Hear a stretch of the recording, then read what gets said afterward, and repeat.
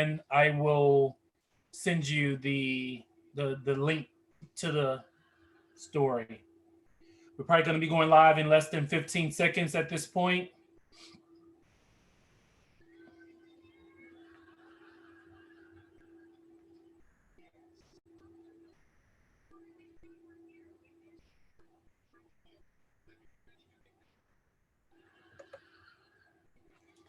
Welcome to the 109th episode of the 100 Proof Show with yours truly, Jay Wesley. Tonight's topic is cocktails and justice. Have the police brutality driven you to drink more? Hashtag George Floyd, hashtag Black Lives Matters, hashtag no peace, no justice. For those of you that are watching the 100 Proof Show for the very first time, we are a show that empower consumers on their beverage choices, their nightlife, and CBD. And we do that through a sociological perspective. For example, we take real life issues and overlay it with either beverages, CBD, or nightlife. Some of the topics we have done in the past have been cocktails and parenting. Is it okay to drink around your children? We have talked about cocktails and Christianity. Can you sip and be Christian too? We've held conversations about what would you do if you see your pastor in the liquor store buying alcohol? What would you do if you see your pastor in the nightclub drinking alcohol at the bar? What if one of your relatives, sister or brother, wanted to go to church with you and notified you as you were walking out the door and they reek of alcohol? Do you take them and sit up front where you normally sit? Do you sit in the back or in the balcony out of shame? Or do you tell them maybe next weekend when they clean up? So, those are just a few examples of what we talk about here on the 100 Proof Show, of taking real life issues and overlaying it with alcohol, CBD, and nightlife. So, we're going to get straight into this topic. Our nation is at unrest at this moment surrounding the recent death of George Floyd from Minneapolis, Minnesota, who was murdered unarmed and murdered by police. And so protests have been taking place nearly 2 weeks straight in every major metropolitan city for civil justice, for rights, for reparations, and many other things, defunding of police. So we're going to get into some of that conversation now with the soft talk about, should the liquor companies be doing more? Should the nightlife community be doing more? What could they be doing? Who holds them accountable to be more corporate socially responsible? Many of you might be aware, some of you may not know these two facts. Alcohol is broken up into three categories: wine, beer, and spirits. Spirits consist of your hard alcohol, such as vodka, gin, rum, tequila, whiskeys. And Blacks are the number one consumer for the spirits category, not your beer, not your wine category. So, with knowing that information, should we expect to see our liquor companies doing more or funding the Black Lives Matter movement or police brutality? So that's just a little fact information for you. I'm going to get started with introducing my guest for tonight. I'm going to start with Mr. John Wade, whom I've met recently as an organizer for many protests here in Atlanta, Georgia. John, welcome to the 100 Proof Show. Thank you for having me. How are you? All right. Tell the people a little bit about yourself and what you've been doing here in Atlanta, Georgia this last couple of weeks. Okay, my name is John Wade, and I am an organizer, activist, and I teach people on how to be organized, and I teach them on activism for this new civil rights era that we're in. I'm from Nashville, Tennessee, so I've experienced a lot of discord when it comes to the Black-white community. So my job here in Atlanta as a resident, as a citizen, is to pretty much lay the foundation for organization and activism. All right. Well, I'm proud of what I've seen and the things that you're doing out there in the streets. I actually went to Keisha Lance Bottom's home and I believe protested at her home and got her to talk with you. So we're looking to hear more of that later. But let's go to Jason Allen, educator here in Atlanta, Georgia, a community advocate. Jason, tell the people a little bit about yourself. All right. So, as mentioned, I'm Jason Allen. I'm a longtime educator here in Atlanta and Metro Atlanta area. Heavily involved in community activism and community building. So I'm just honored to be on to give my perspective of how this is really impacting our children, which I feel a lot of times are lost in this conversation. All right, excellent. What are you sipping on tonight, Jason? I'm probably going to be sipping on water since, I'm the educator. So that's what I'm going to be sipping on for a little while. Maybe later, I'll see. And for that topic right there, we have discussed that many times. Is it okay for teachers to drink the night before going to work? Is it, or have children driven teachers to drink more after they've become a teacher? So those are another examples of us taking real life issues and discussing them around alcohol. Let's go to Amisha, who's actually out in the street at a protest right now here in Atlanta, Georgia. Welcome to the show, Amisha. Thank you for having me. Thank you. No, the pleasure is mine. So you have been tagged as the peaceful protester that brings happy and joy to the streets. Can you explain why people have tagged you as that? Yes, my cousin and I went out to the protest on the first Sunday after things got really, really heated in Atlanta, and there was a lot of violence. There was a lot of destruction in the city, and we went out there that Sunday, and the energy was just so heavy and so dark, and we ended up running away from tear gas that evening, and we went to my house. My cousin was actually in town visiting from Raleigh, North Carolina, and we just brainstormed, like, what can we do to shift the energy but still keep the power and the momentum of the cause? So we came up with the concept of a healing wall. So each day we put up a 4x8 sheath of plastic that I get from Home Depot. It's actually something you use to line the walls of your house to prevent moisture. And we give people a prompt, like, we want our government to know we believe in equality. So, and we give people an opportunity to express themselves on that healing wall. And then I brought music out, and I brought, I'm a Zumba instructor as one of my careers. I'm West Indian, so me had to teach free job. Okay. So as a Zumba instructor, I know the healing power of dance. So we played a lot of music, and next thing you know, the other day we were able to get the National Guard to do the electric slide with us, and we went viral across the world. Oh yeah, because I saw it on the World Nightly News, and so which made me reach out to you because I had not known you before. So I know you've been marching already today, and I'll give you opportunity to tell us a little bit of how that went and what happened. But question is, what are you sipping on? I am out here in this 90-degree Atlanta heat, so I'm sipping on water, Dasan. Look, All right. Aquafina, sorry. So two questions for you. Do you drink alcohol? I do. I'm half Trinidadian, half Antiguan. I have a very strong liver. Okay. And what do you normally sip on?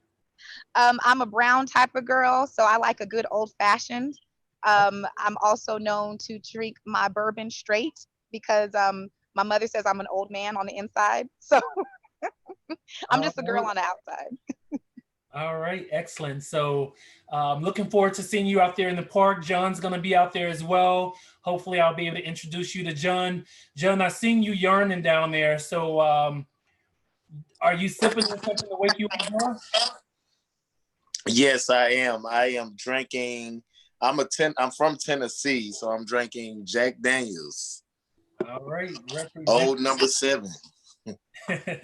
All right, excellent. Well, wake up and hopefully I'll see you out at the park this evening as well, and you'll get to meet Amisha. But last but not least, Rashid Brown, right here in Atlanta, Georgia, advocate for building wealth. Tell the people a little bit about yourself. Yes, as you mentioned, Rashid Brown, of course, here in Atlanta, been in the city now for more than 25 years, and hailed actually from the West Coast, actually from Las Vegas, Nevada, born and raised in Nevada, actually in the entertainment industry. And I relocated to Atlanta, like I said, over 25 years ago. And I found myself actually in the business of talking about what is the economic and the community, if you will, responsibility actually of business actually in Atlanta. And so I work in areas specifically of always talking about the economic value of the work that we do. So I think my perspective is always going to be is what is the economic value actually of the Black dollar? What is the economic value of Black education? What is the economic value actually of if you will, Black GDP? Because that's my focal point, is to share that, you know, we are a game changer actually in this country, and it really is time for us to be respected. And especially when it comes to things such as consumer science and, you know, our purchasing parity, you know, Blacks are a force to be reckoned with, and it's time for us to hold, if you will, people accountable to that. All right, there it is. You said a mouthful. You do a lot, and I definitely value it. So we're going to dive right into the topic. For those of you that's just joining us, tonight is the 109th episode of the 100 Proof Show.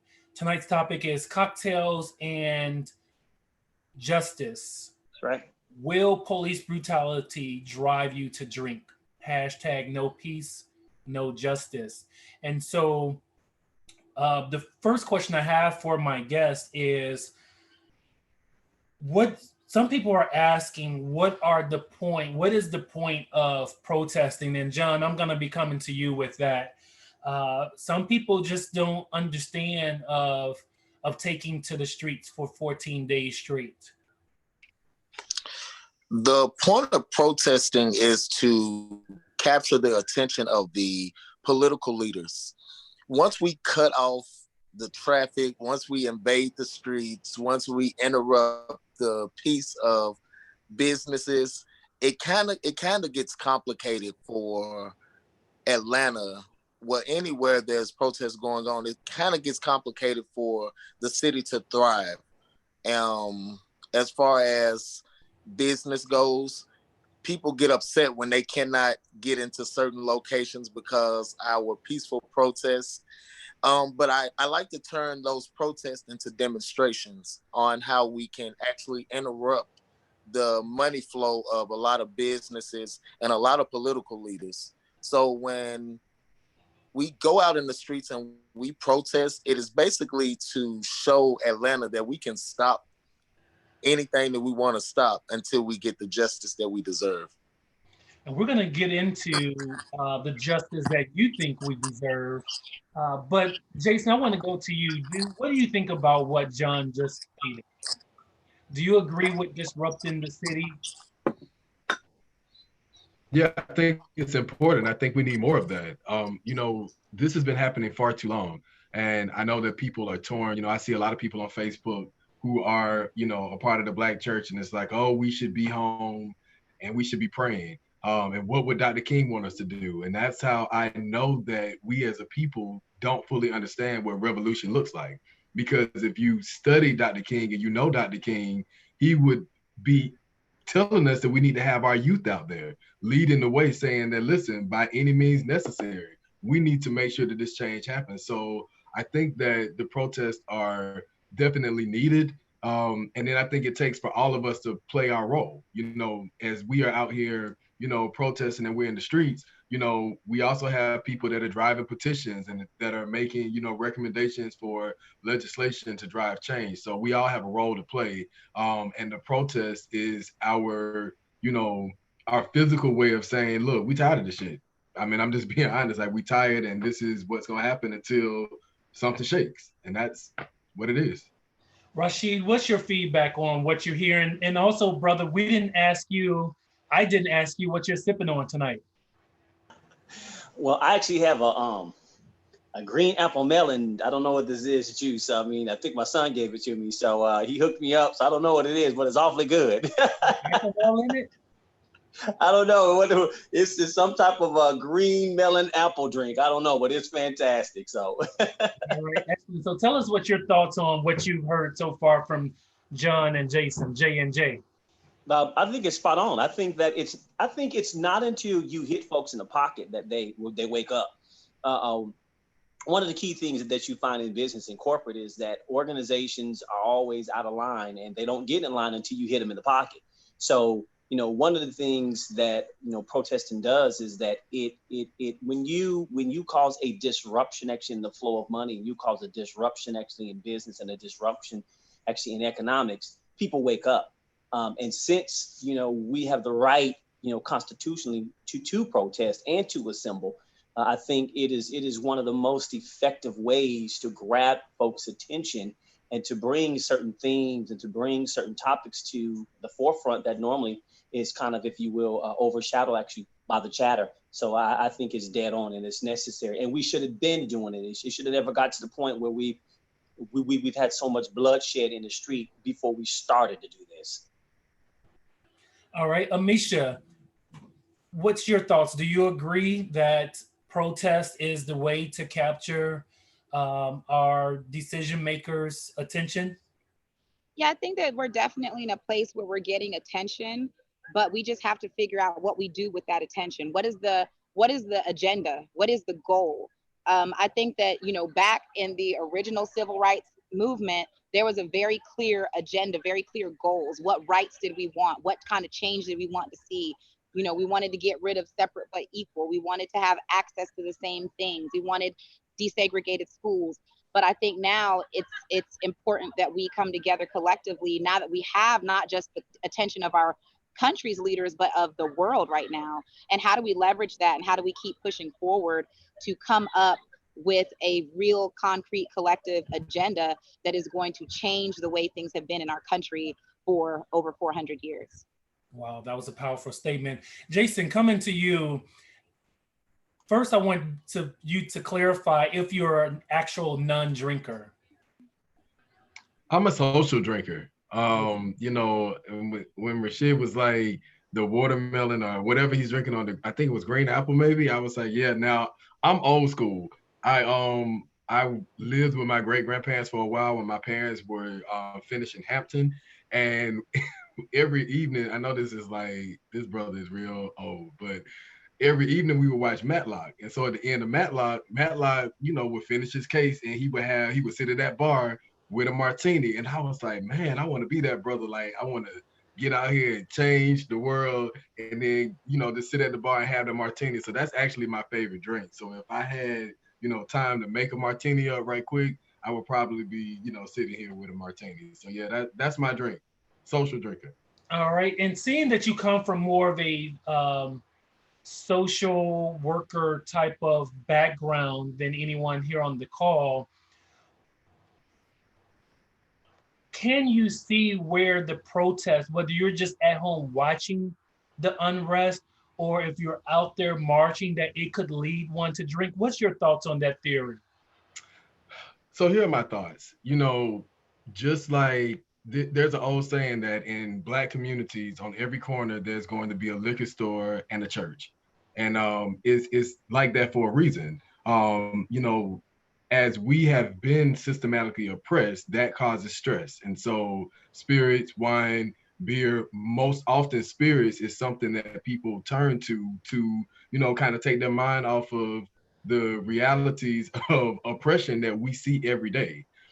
So I don't think that, it's a conversation that's not had, because the reality is, as a school teacher, I'm in middle school and I have to have these conversations with my students because they see their parents drinking.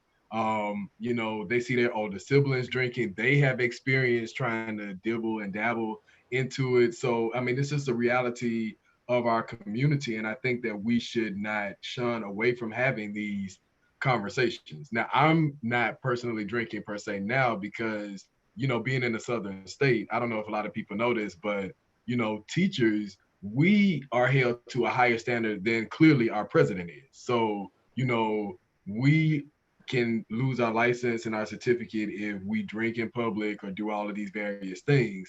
And it's just baffling to me how you know, we underpay teachers, we don't support education, but then we want to, you know, restrict them from, or restrict us from being able to have social lives. So we have to kind of duck and dodge in regards to how we drink, where we drink, and what we do. But I definitely feel like, you know, I love that even out there now, there's somebody out there selling, you know, margaritas. I'm like, that's great, because you want to have a good vibe when you're out there. You don't want to feel like, you know, you're being attacked. So that's just what I would add to say to that.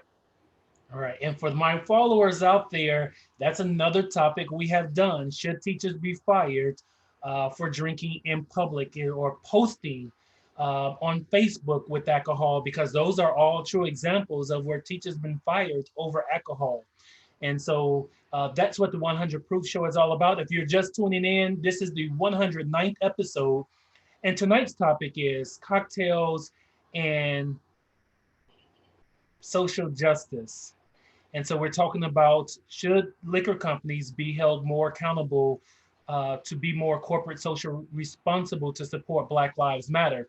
Going back into the drinking component with you, Amisha, you having the health component of things, could you see where these protests, whether you're watching on TV or you're out there like you are currently, drive people to want a drink or drink a little bit more?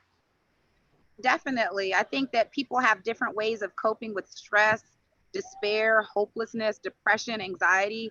And, you know, drinking is one of those outlets. It can be managed and done in moderation so that it does not become an issue.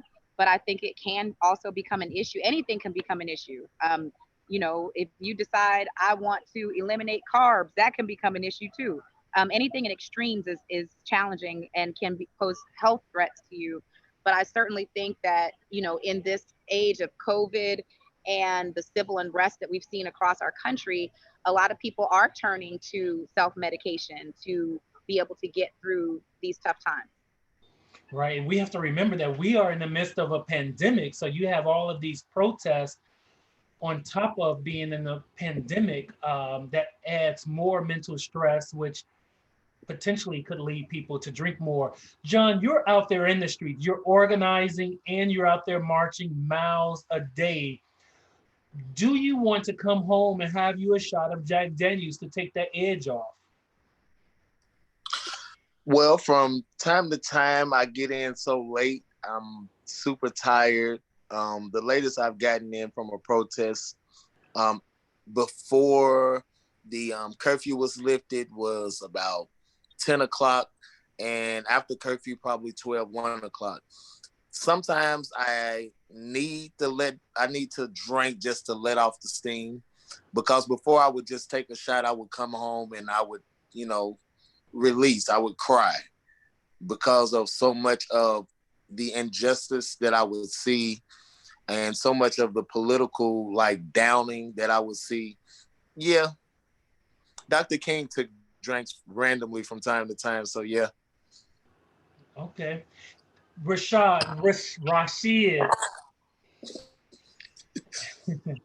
what's your Yes, sir. thoughts on reparations since you are money man? Do you feel that blacks are owed reparations? So let's first dial it back and get an understanding actually of what reparation is, because many people have this misconception and they will soonly say that, you know, blacks should not actually receive, if you will, reparations, but you got to understand what that really means.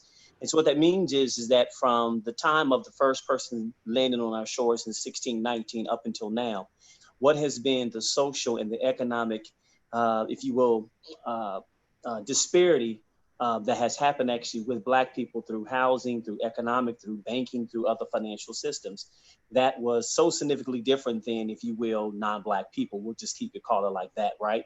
Because I don't want to, you know, talk about white, Black, Jew, whatever the case may be. But the reality is that there is a significant difference in terms of the financial, if you will, output of Blacks versus non-Blacks. And so when you deal with, if you will, the reparation, and when you deal with the historical difference between what could have happened for Black people if the social, the political, and the economic landscape would have been, if you will, leveled so that we can all play on a fair ground, Now you're talking about an economic quotient of what that's going to look like.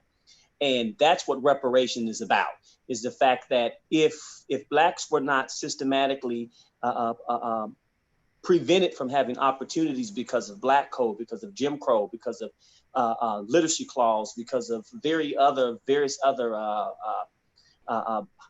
roadblocks that was placed actually in the way for Black people, economically, where could we be in terms of land use, home ownership,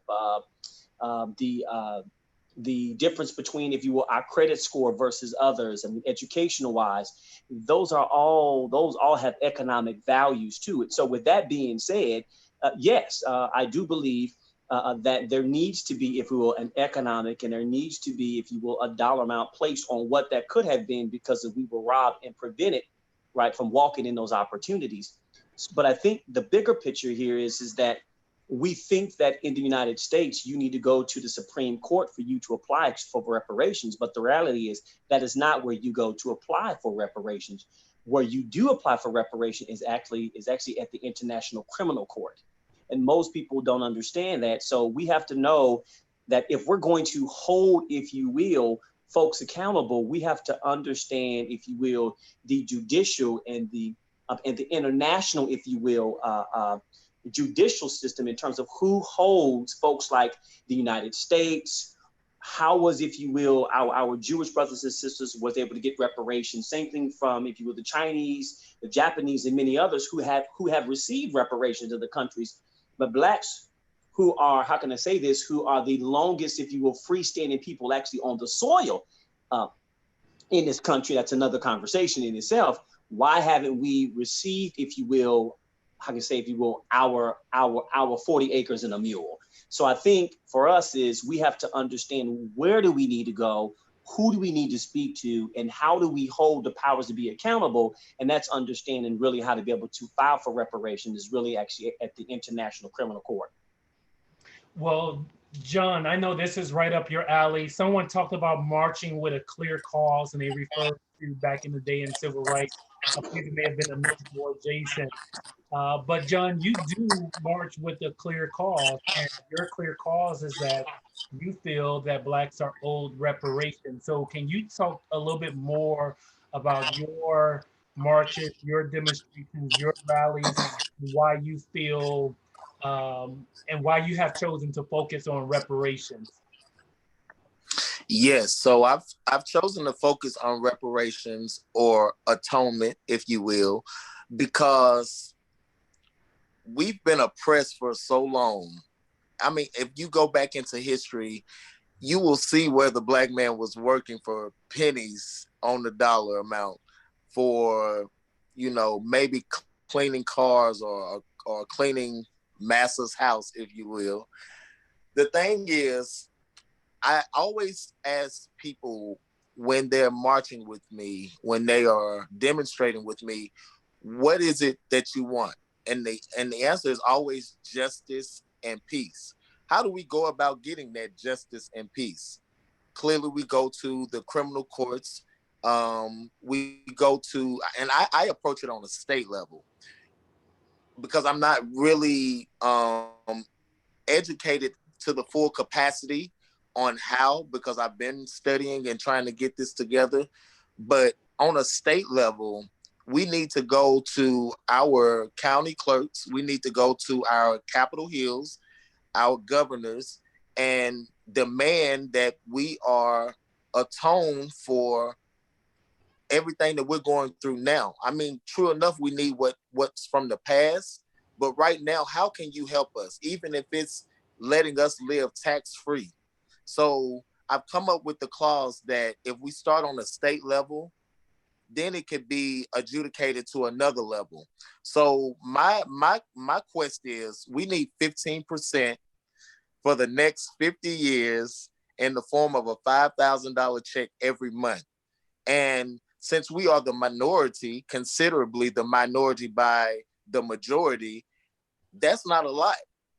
So if we approach the states on the state level, on the on a court, on a criminal, a county clerk level, they can make all of those adjustments. You know, it's just the law itself to where we need to approach these people and let them know that this is what we want. This is what we demand.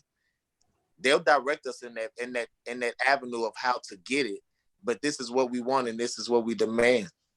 Jason, what's your thoughts on what you've heard so far in regards to reparations? I definitely think that's important and it's needed.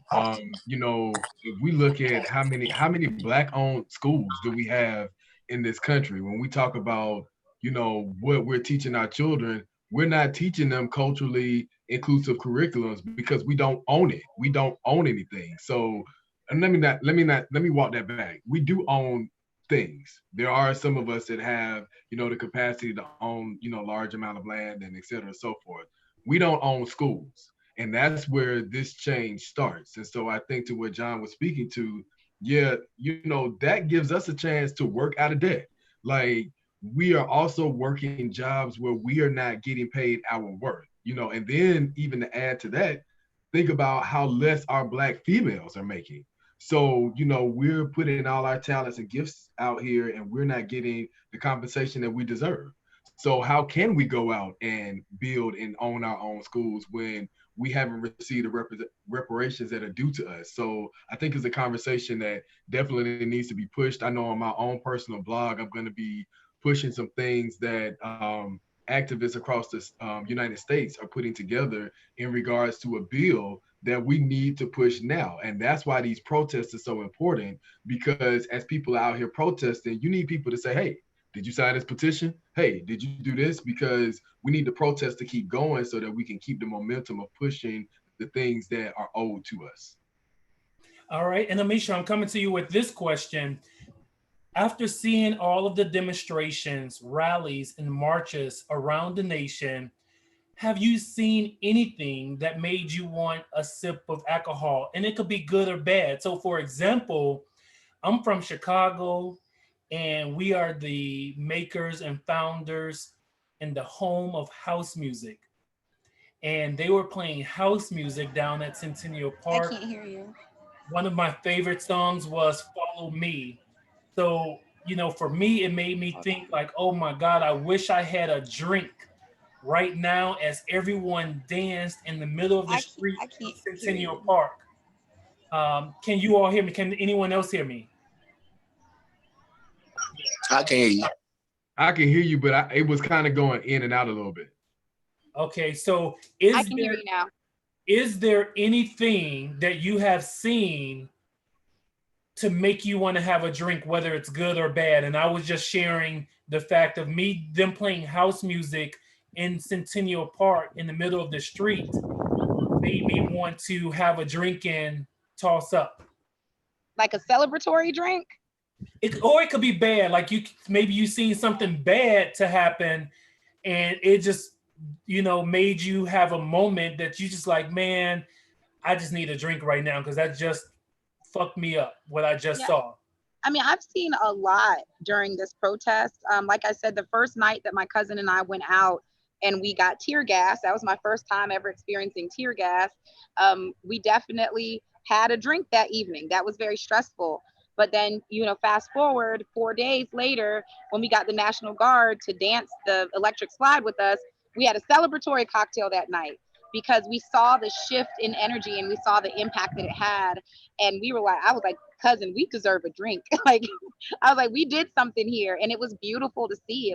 We had, you know, yellow, black, white, brown, you name the ethnicity, you name the gender status, the whatever self-identity status, it was represented in that dance. And it was a beautiful thing to see people in and out of uniform. And if there was any reason to ever have a drink, we did that night. All right, there it is. I love it. John, coming to you, give us two moments. Give us a good moment and give us a bad moment, John, of whereas you wanted to have a drink from something that you witnessed and seen. Okay, I'll start with my bad moment. If anybody can remember back the first day of the actual protest, where everybody congregated at CNN in the front and on the side of CNN. It was so much chaos because I couldn't understand. I couldn't just understand where people were trying to go. There was a lot of destruction of property, state property, government property, and that made me go have a drink. Like I think I drank like a half a pint by myself because I wanted to process everything because I knew I needed to organize. And a good moment was actually last night, which was Light by Night. It was successful. It was clean. It was peaceful. And the message was, it was received. So I also came home last night, and I had a drink, and it was peaceful. All right, there it is. And I guess I share my good moment. My bad moment would have been seeing the two the Morehouse and the Spelman student pulled out the car. That made me want to go and have a drink because that really stressed me out at that moment. But Jason, I'm coming to you with this question, then followed up by you, Rashid.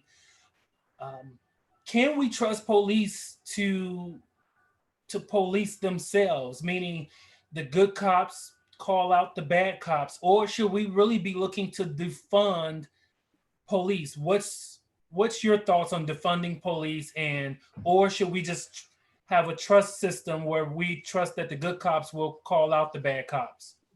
I appreciate the good cops. I have, brothers that are cops. I have sisters that I went to college with that are in the force. But the reality is it really needs to just be dismantled and we create a different, unit or system for doing that because it's not working. I mean, it hasn't worked. It's not working in our communities, and it definitely isn't working in our schools. I have seen in high schools in Atlanta where Black boys have been like, I need to go to the restroom. They won't let me go to the restroom. I'm going. And as soon as they hit that door, they make that phone call. Okay, he done left out. And they say something to the officer, man, I need to use the restroom. And that's it. Not even 5 seconds. They are flat on the ground on their face. Like you would think it's WWF wrestling. And I'm sitting up here like, oh man, this is somebody's child. Like, just because they wanted to go to the restroom. So yeah, no, we need to defund the police. We need to put the resources back into communities. And then it connects to that conversation about reparations. Like we need to be in a position where we can build our communities, and we don't need police officers who are going to, abuse their authority to do that. So yeah, I think we definitely need to defund the police. Absolutely. Rashid, what's your thoughts on what you've just heard, or period? So I think many people have a misconception about defunding versus dismantling. So I think first of all, when you talk about defunding the police, what it simply means is that you're just reallocating funds actually from the police for it to serve for another purpose, right? So my thing is this: if there is going to be defunding, then we need to be at the table to discuss where the reallocation goes. So if you're going to pull, if you will, funds actually from the police department, then does it need to go into mental health programs? Does it need to go into sensitivity training? Does it need to go into cultural competency training that's going to help individuals who in some way, shape, or form have been sworn to serve and to protect, to be able to understand the populations that they serve? That's one thing.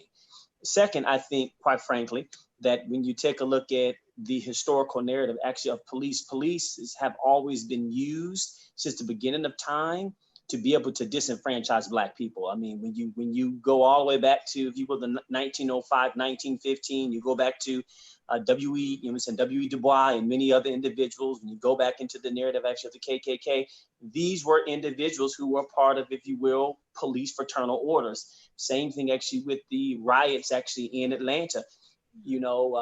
The folks who actually was a part of that was also, if you will, Fulton County Police and APD.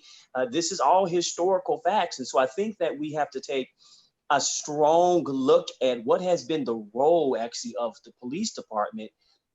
And we have to redefine what that vision is. And I am so on the side of Jason. I mean, to the fact that, it really needs to be dismantled. and it needs to be dismantled, and it needs to be reconfigured in such a way that there is community stakeholders actually at the table.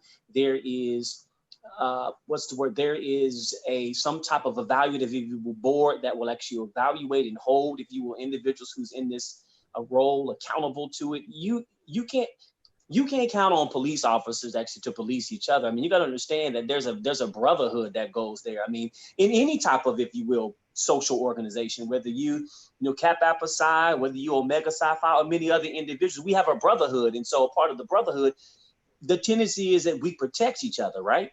And same thing for sisterhood. You have the ability to protect each other. So I think when it comes to the police department, I'm gung ho, and I'm happy about, if you will, our brothers and sisters who are good cops. But the reality is, to be able to police that, man, I think that's what the problem is. And I think that if we want to take a look at a good, strong example where the police was dismantled, you got to take a look at Camden, because Camden actually, had the highest, if you will, criminal, if you will, data in the nation, and they dismantled, if you will, that unit because it was too much corruption and fraud going on. And now they found actually a 50% decline actually in, if you will, crime in the community, because now they changed, if you will, the narrative, and they changed, if you will, the focus around, if you will, policing actually in those neighborhoods. And so I think that we do have national examples and models to take a look at if we want to go that route.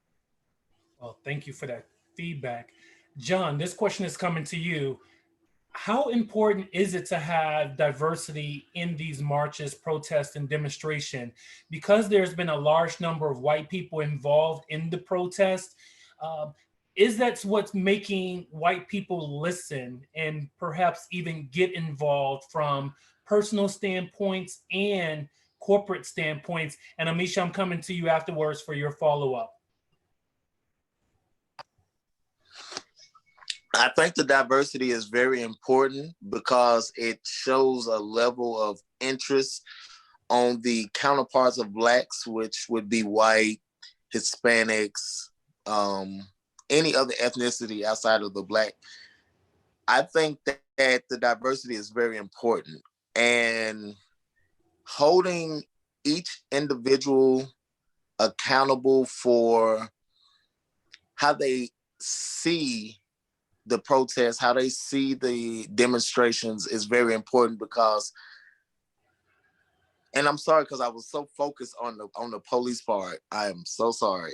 So I think that the police officers, I do not think that we need to defund the police department. I think that each individual officer should be insured. Because the police department is insured, I think each individual officer should be insured. And the diversity of that is that whoever is encountered by law enforcement in a negative way, that individual officer, if it's negative, that individual officer should be sued. The police departments are already sued, the city already being sued. So if it's like an individual officer that's approaching an individual, yeah, they should be sued. So the diversity would reflect upon the officer, period, if they may be white, Black, brown, orange, Donald Trump, it would reflect. So I think that it's very important for the diversity of people to be involved in these protests and in these demonstrations. Because if one was to be, approached or attacked by law enforcement, then we should be able to get that law enforcement's name and sue them individually. Amisha, coming to you, what's your feedback on what you just heard in regards to diversity? Do we need white people in order to make these protests successful, in order to make these companies listen, in order to make society listen? Could we do it without them? I definitely think we need unity across the board. We can't do it alone, and it's not our burden to bear by ourselves. Black people have been disenfranchised for over 400 years. We faced enough hardship. We literally built this country, and it's not our responsibility to fix this broken country by ourselves. It was built on a foundation of hate, pillaging, theft, taking, et cetera, et cetera. And it's not our responsibility to fix that by ourselves. We've been the victim of it, but we certainly should not be be saviors of it by ourselves. And I did want to address the police funding question that you brought up as well. One of the most compelling signs that I saw during the protest was a young man. He was probably about 15 years old, and he had a sign up that said, "To become a barber, you have to train for 1,500 hours. To become a police officer, you train for 840." I believe that's exactly what it was. I may be a little bit off, but in terms of funding, funding needs to go toward training. There's no reason why somebody who literally has the power of life and death in their hands, the power of someone's freedom in their hands, should be training for half the time of a barber or a cosmetologist. And another thing that I noted too, I met an elected official out in Gwinnett where I live. And one of the things that I talked to him about, because he's very involved with the police department out in Gwinnett, several police departments in Gwinnett, I asked him, I said, have you ever thought about bringing in a diverse group of people to talk to police officers as a part of their training? As a mother of a Black boy, I would love to come out and bring my intelligent, amazing, Morehouse 3.9 GPA having, Oprah Winfrey scholar, being AT&T scholar, Morehouse academic scholar, he gets paid to go to school, son, to talk to your police officers. Because one of the things we have to realize is that everybody isn't exposed. So you have police officers that could be going into the force that have never really been around Black and brown people. So there's an unknown, there's a fear. So you can't assume that people have Black friends. And when I say Black friends, I don't mean, well, in 1982, my parents had a Black person over at dinner. We know Black people. I don't mean that. I mean legitimately know and have relationships with Black people, because that's an important part of their training, is creating that space for shared understanding and mutual respect for each other as humans, and dispelling the fear and dispelling whatever notions they have about Black people. That is a place to invest some money in training and getting civilians involved in that training process. All right, we have about maybe 10 minutes left in this show, and I want to thank our sponsor, Plush Vodka, which is a Black-owned vodka out of New York. And Rashid, I'm coming to you with this question, and then we're going to be getting into our Thunder Round. And the Thunder Round is where we just ask one question and everyone answer it real quickly. But Rashid, since you are our money man, how could the liquor manufacturers assist in this movement?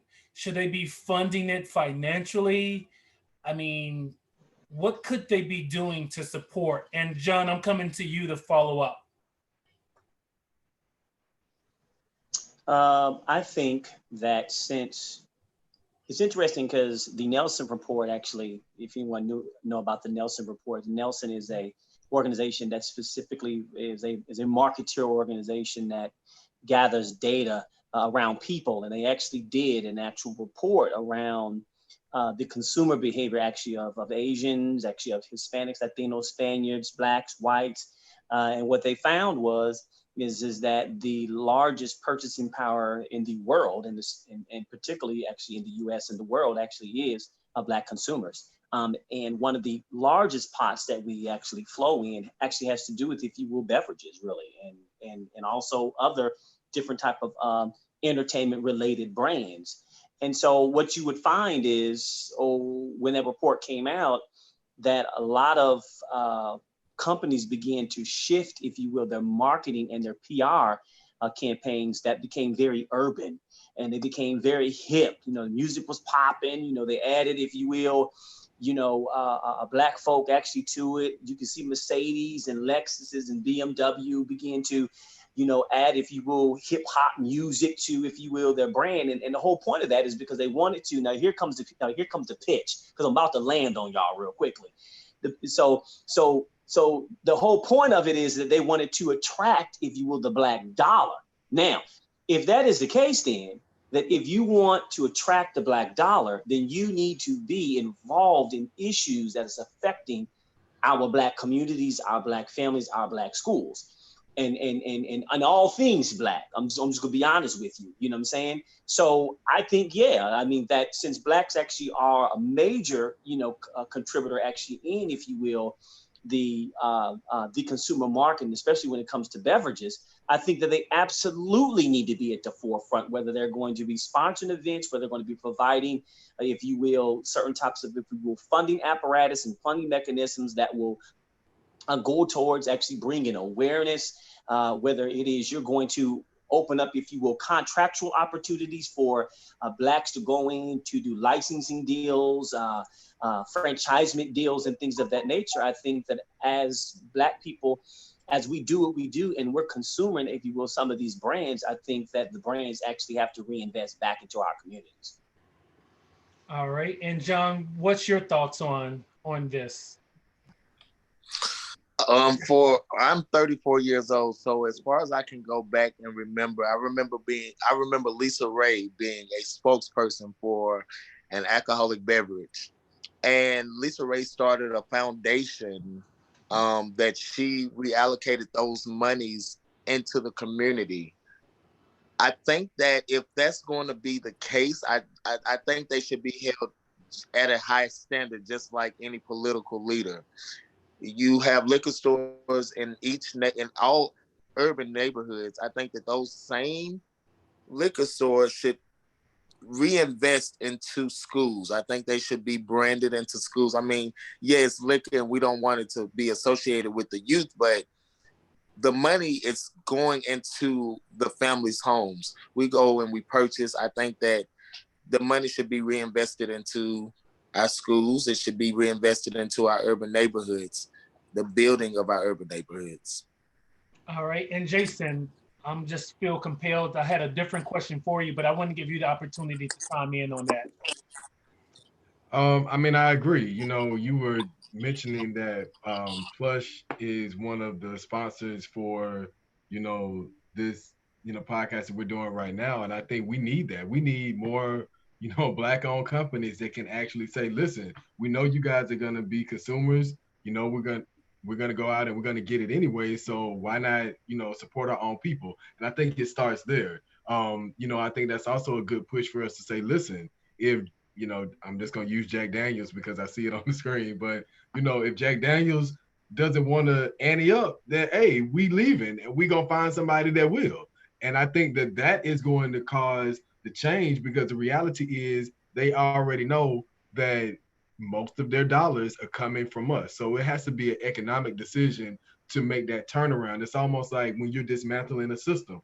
We know we are the funders of this. Therefore, if we dismantle it and say, listen, this is what we want. You don't want to do it, then that's fine. Now, when we're making these ads, we have to be real and like understand that, okay, we got to have our people in place that are going to be able to be the Black owners of a Jackson Daniels, maybe. I don't know, but we're gonna have to come up with something to replace it so that when we say, hey, y'all either on board or you not, when they say they're not on board, we need to already have somebody in place to be able to fund them and keep it pushing. So that's my thoughts on it.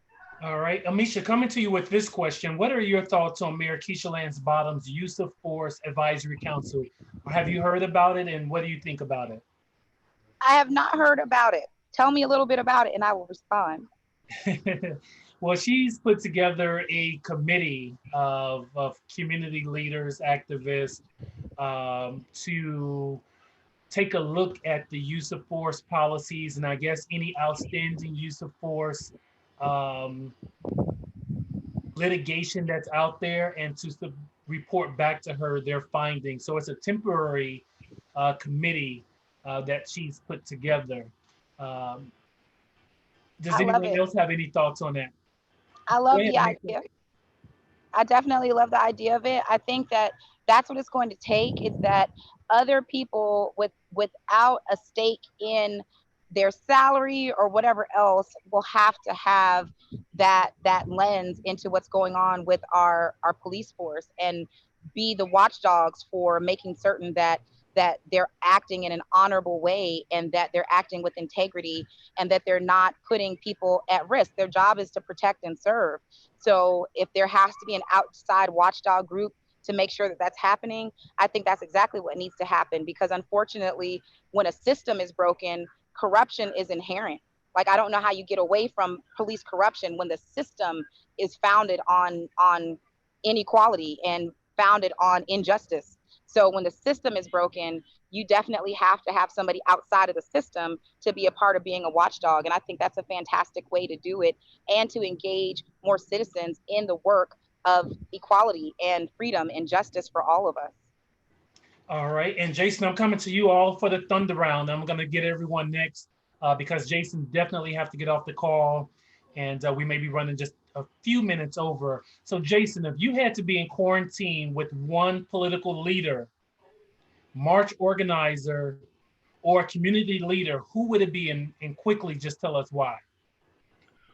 Whew, okay, just one person. Wow. Okay, let me say that it would probably be Amisha. There we go. That would be my person.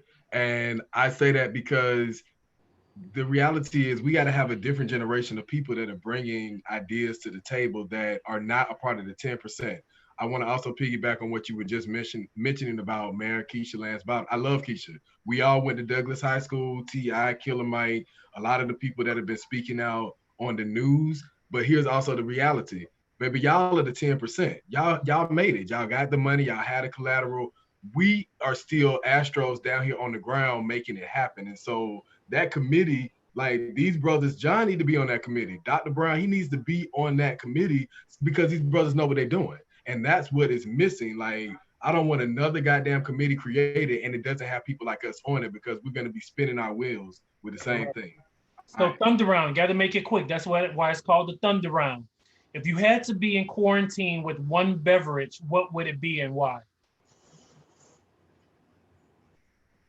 That's for me? That's for you, Jason, because I know you have to get off. One beverage, apple martini. There you go. All right, excellent. So, and if you had to be in quarantine, you're the last person left on earth, knocking on wood, due to the epidemic, with one album, what album would that be and why? Oh, Whitney Houston Live, because it's like the voice of God. Yeah. All right, excellent. So tell people where they can find you and any final thoughts, because I know you have to go. Oh, cool. I'm on Twitter actively at JBAllen5. I have my own blog spot that you can find out there. It is ProfessorJBAllen.com and then also Atlanta.org. I'm definitely advocating always for the people. So you can find me there or look me up on Facebook, Jason B. Allen. All right, excellent. Be out. Appreciate you, bro. Take care. Amisha, I'm coming to you next because I know I have to get you out of here. And we're still just running a few minutes late. But first question to you would be, if you had to be in quarantine with one album and it's just you left on earth and you're just counting down your days, what album would that be and why? Beyonce Homecoming live album. I love it. I could listen to it all day. Freedom, lift every voice and sing. Love it, love it, love it. John is loving all of the choices. So if you could be in quarantine, locked up 14 days with one political leader, organizer, community activist, who would it be and why? I've actually found a tribe of amazing people out here protesting, people I'd never met in my life. There's one particular young lady named Nile. She is from Puerto Rico originally. She is the most passionate, fired up ally I know. She is woke AF, okay?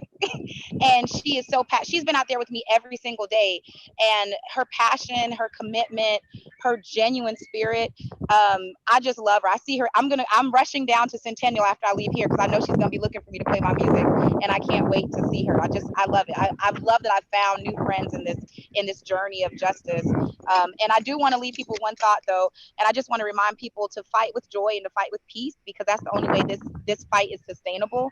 I know we're angry, we should be. I know we're enraged, we should be. We're outraged, we should be. But the only way to do this sustainably and for the long haul is if we fight with joy and we fight with peace. All right, I appreciate that. And I'm going to be seeing you down in Centennial Park shortly as soon as we get off this call. Hopefully John is coming down, and I want to meet my Puerto Rican mamacita. Yes. We still got a couple more questions for you. If you were in quarantine by yourself, time is ticking away, and you can have one beverage, what would that one beverage be? Me? Yeah, you can have water. Oh, Water, yes, this is for an you. We're old finishing you fashioned. off. You can An have old water and fashioned. one other thing. An old fashioned all day, every day. All right, there it is. And here's another question for you. If you had to be in quarantine 14 days, who is someone you would not want to be in quarantine with, where they tell you you can select, three people? Who would one of those three people be? Would it be your ex-husband? Would it be your childhood girlfriend that y'all fought, back in high school? Who would it Can I, be? Would it be your mother-in-law? somebody that I would Or not would want it to be be in Donald court? Trump? Yeah. Oh, my phone is dying. Yep, this is your last question. You're out of here. All right, I think we lost her on that last question. All right, so let's go to you all as we get ready to close this all out. And let me go to you, Mr. Rashid Brown. I feel like I'm still not saying it right. It's all good. It's all good. All right, here is your thunder round. If you had to be in quarantine, just you are the last person on earth and your time is just ticking away, knock on wood, what's the one album that you would be in quarantine with? It definitely would have to be a NWA, straight out of Compton. All right. Y'all even know about that. See, y'all even know about that. Yeah, I wasn't so much into that, but I know exactly what you're talking about, because it's a lot of political undertones and even overtones in their music. So I can see Exactly. you pop into that. What would be your one beverage in quarantine? So God's gonna give you water. You can have all the water you want, but you can have one specialty beverage. What would that be? Sex on the beach. Sex on the beach. All right. And who is one political leader, organizer, community activist that you would love to be in quarantine with for 14 days? Just the two of you in a big mansion. You know what? There's a young lady that actually is, she's actually at Spelman. And I think she's graduated, but her name is actually Mary Patton. She used to be one of the liaisons actually for NAN. And this young girl, she is on fire. She actually ran for a political position. She didn't win, but I know if she runs Ran for the city of again, Stonecrest. yeah. And she is a And she only lost by firehouse. a few votes. Yeah, and it's amazing because she actually was the youngest ever running person actually for the role, actually for the position. So So she's a who would you firehouse. not want to be in quarantine with? Someone that you absolutely would not want to be locked up, cooped up in a one-bedroom studio apartment with? Trump. But I I'm think just that gonna would be be a good honest. time, because you can ask him a lot of questions as far as why he decided this. You can pick his brain. Why does he think this way? But no, I get it. Trump is your answer. I get it. Look. No problem. I'm coming right back to you to get your final thoughts and where people can find you. But let's go to John Wade with the Thunder moments. John, what would be your beverage of choice? You get water, but you can have anything else that you want. One beverage. I would choose Remy Martin. All right. And if you had to be in quarantine time, ticking down away, just you here on Earth, you get one album. What album would that be? Lauryn Hill, any album. All right. Excellent choice. And who is one you had to be in quarantine with someone you do not like or care for in a studio apartment for 14 days? Who would that be? It would be Keisha Lance Bottoms. All righty then. And who is someone, if you had to, a community activist, politician, march organizer that you would love to be in quarantine with for 14 days in a huge mansion, who would that be? It would be Senator Thelma Harper. All right, excellent. And so, John, tell us your final thoughts on this conversation and where people can find you. My final thoughts on this conversation, it was very, very articulate. I loved every minute of it. It exercised my brain. And people can find me on Facebook, John Wade, simple, or you can find me on Instagram, John the Juicer, or you can hashtag Be True, Black the Real Us. All right, there it is. Rashid. Did I say it right that time? I'm sorry, brother. I butchered your name, but that's because you messed me up in the beginning of what I know you It's as. a difficult name. You as. But tell the people where they can find you and your final thoughts on this topic. Yeah, absolutely.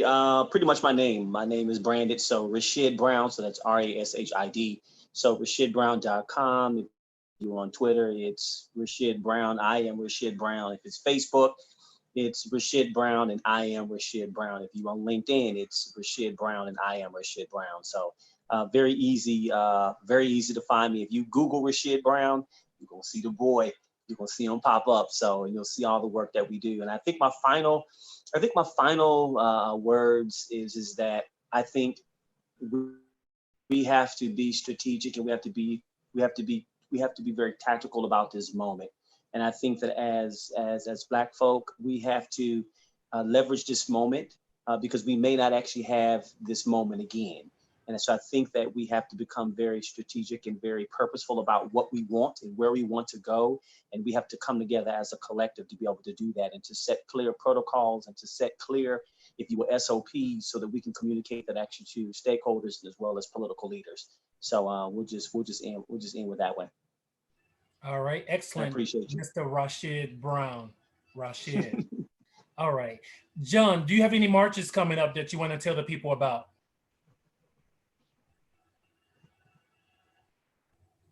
I am currently getting together a march that will be held within the next week. And that march is going to basically simplify what we want, how to get it, what we do to get it.